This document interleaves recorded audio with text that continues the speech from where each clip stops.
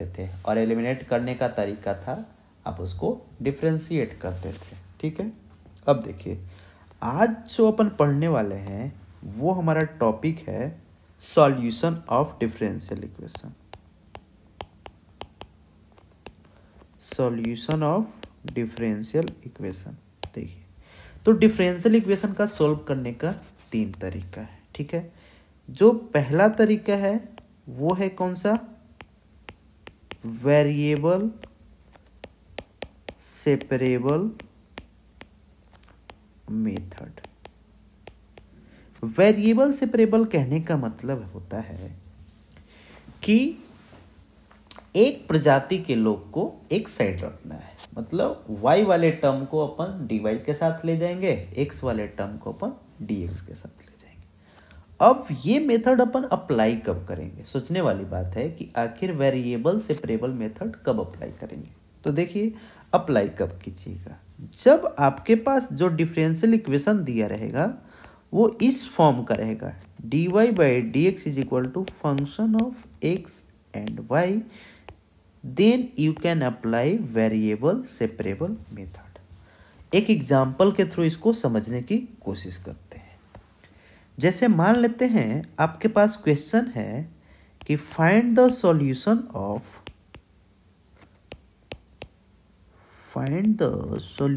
Of differential equation dy by D X is equal to x plus Y upon 2 minus Y. इसका अपने को find out करना है solution. तो देखिए तो ये इस फॉर्म का दिख रहा है ना, dy by D X is equal to function of x and y है ना। तो देखिए अब अपन यूज करेंगे वेरिएबल एंड सेपरेबल। तो देखिए ये है dy, तो dy के साथ किसको रखना है, y वाले टर्म को, तो क्रॉस मल्टीप्लीकेशन कर देते अपन, तो 2 minus Y into D Y is equal to X plus 1 into D X. अब जैसे ही आप सेपरेट कर दो तो उसके बाद सेकंड स्टेप आपको क्या करना है, दोनों साइड कर देना है इंटीग्रेशन। और कैसा इंटीग्रेशन, इनडेफिनिट इंटीग्रेशन। और इनडेफिनिट इंटीग्रेशन का मतलब आपको पता है कि एक इंटीग्रल कांस्टेंट अपन ऐड करते हैं। बात समझ में आया। अब देखिए अब एकदम बेसिक तरीके से सीखते हैं। ठीक है, मेरे को पता है कि आपको आता है लेकिन बेसिक तरीके से सीखते हैं। ठीक है, अब देखिए इसको स्प्लिट कर देते हैं, 2 dy लिख सकते हैं माइनस वाई डी वाई लिख सकते हैं is equal to X D X लिख सकते हैं, इसको dx लिख सकते हैं। ठीक है, अब 2y, 2 तो आपका कांस्टेंट है और dy का हो गया y माइनस y का होता है वाई स्क्वायर अपॉन 2 प्लस एक इंटीग्रल कांस्टेंट मान लेते हैं c1 is equal to x का हो जाएगा एक्स स्क्वायर बाई 2 और dx का हो जाएगा x इंटीग्रल कांस्टेंट c2। अब सबको एक साइड कर देते हैं अपन, तो हो जाएगा 2y minus Y square upon 2 minus X square upon 2 minus X is equal to c2 minus c1। ठीक है, अब देखिए एलसीएम ले लेते हैं, तो क्या हो जाएगा, 2 हो जाएगा आपका एलसीएम, तो ये हो जाएगा आपका 4y minus Y square minus X square minus 2x is equal to c2 minus c1 करोगे, ये दोनों कांस्टेंट हैं तो कांस्टेंट माइनस कांस्टेंट एक कांस्टेंट ही देगा, तो अपन लिख देते हैं c। ठीक है, तो अब देखिए 4y minus Y square minus X square minus 2x is equal to लिख दिए अपन 2c। ठीक है, अब ये जो 2c है ये भी तो एक कांस्टेंट ही होगा ना। ठीक है, तो देखिए अब इसको अपन अरेंज करते हैं अच्छे से, तो -1 से मल्टीप्लाई कर देते हैं, तो X square plus Y square plus 2x minus 4y is equal to minus 2c। अब सबको एक साइड लिख देते हैं, X square plus Y square plus 2x minus 4y plus 2c is equal to 0। ये आ गया आपका सॉल्यूशन ऑफ डिफरेंशियल इक्वेशन। बात समझ में आया? अब जैसे देखिए और क्वेश्चन सॉल्व करते हैं अपन। जैसे मान लेते हैं सेकंड क्वेश्चन है आपके पास, find the solution of differential equation dy by dx is equal to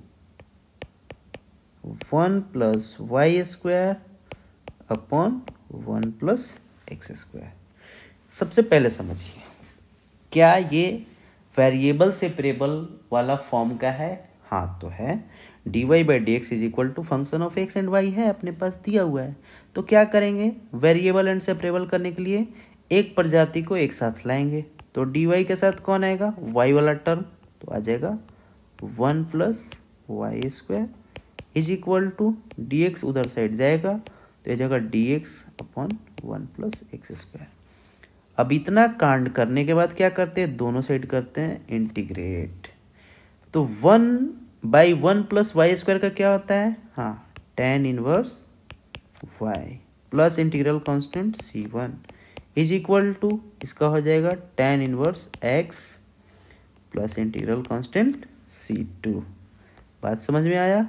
अब देखिए लिख सकते हैं अपन tan inverse y minus tan inverse x is equal to c2 minus c1 एक कांस्टेंट ही देगा। ये हो गया आपका required solution for the differential equation.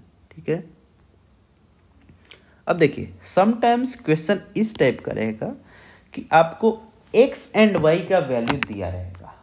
x and y का वैल्यू दिया रहेगा तब जो इंटीग्रल कांस्टेंट है उसका वैल्यू आप ढूंढ सकते हो। जैसे देखिए क्वेश्चन देखिए, मान लेते हैं आपके पास क्वेश्चन कहता है find the solution of differential equation dy by dx is equal to minus 4xy square. ठीक है। गिवन दैट, कंडीशन दे रखा है, गिवन दैट y बराबर 1 वेन x बराबर 0।